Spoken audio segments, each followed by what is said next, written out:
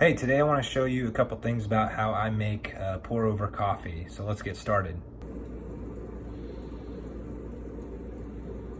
We got our water boiling on the stove, and now we've got our carafe ready.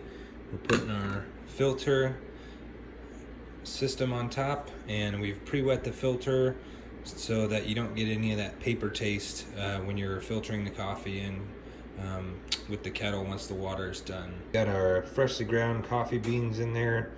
It really makes a difference if you use a coffee grinder and grind your own beans rather than using pre-ground coffee from the store. It just tastes better.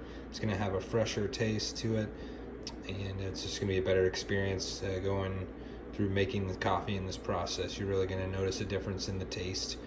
So the water's almost done boiling, so we'll get to pouring into the carafe here in a minute. All right, the water is cooled down a little bit from a boil, and we are ready to get pouring on the coffee. I've flattened out the grounds and put a hole in the middle. That just helps the flow with the water and everything to work better. So let's get pouring. It's really nice to have a gooseneck kettle because you can control the speed that the water comes out much more than you could with just a regular tea kettle. Alright, so we're going to let that bloom for a minute. Now that we've poured the water into the coffee, it's going to bloom, which means all of the gases are coming out of it. That's part of the reason with the steam you're seeing there.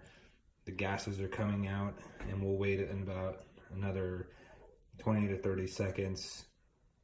Then we'll continue the process. You can see the coffee starting to go down through there already. All right, we've waited a little bit, and now we're ready to keep pouring. I always like to start in the middle and work my way out slowly to the sides when I'm doing this. And you just want to keep a nice bed there in the middle. You don't want it to sink down too much or rise up too much either. We're going to keep it nice and even throughout the pouring process.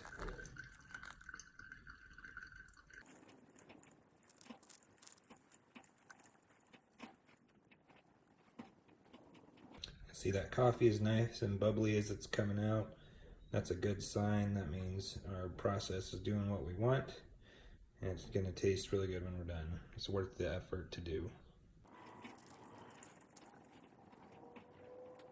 One thing you want to be careful of when you're doing this, you don't want to pour too far to the outside. If you do that, the water is just going to be running down the side of the filter and won't actually be going through the coffee like it's supposed to in the process.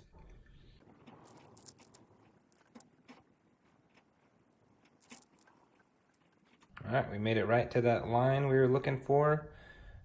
We got a nice flat bed of coffee on top, which means we had an even pour throughout the process, and it's time to pour it into a cup and enjoy it. And there is the final product with all the bubbles in there.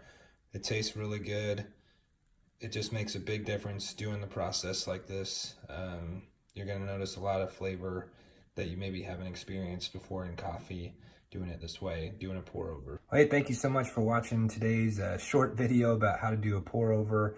I'll leave a link in the description to all the supplies I use to make this, the Hario V60 system, the kettle, and some of the coffees you can get online that are good to use as well, and the coffee grinder. So, hey, we got coffee now. We're ready to roll today. Have a great day.